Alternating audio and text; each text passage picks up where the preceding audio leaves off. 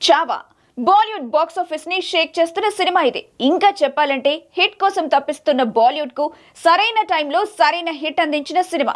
రోజు రోజుకు కలెక్షన్స్ మరింతగా పెరుగుతున్నాయి. 3 రోజుల్లోనే 100 కోట్లు కలెక్ట్ చేసి సంచలనం రేపింది.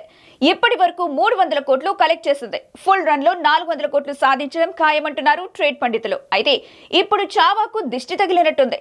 ఊహించని వివాదంలో చిక్కుకుంది. కొందరు చావాను టార్గెట్ చేయాలని చూసినా ఎక్కడా ఛాన్స్ దొరకలేదు. కానీ సిర్కే వంశస్థులు చావాపై మండిపడుతున్నారు. ఇంతకీ ఏమైంది? అసలు వివాదం ఏంటి చూద్దాం. చావా సినిమాలో గానోజీ, కన్హోజీ సిర్కే పాత్రల్ని తప్పుగా చూపించారని ఆగ్రహం వ్యక్తం చేస్తున్నారు.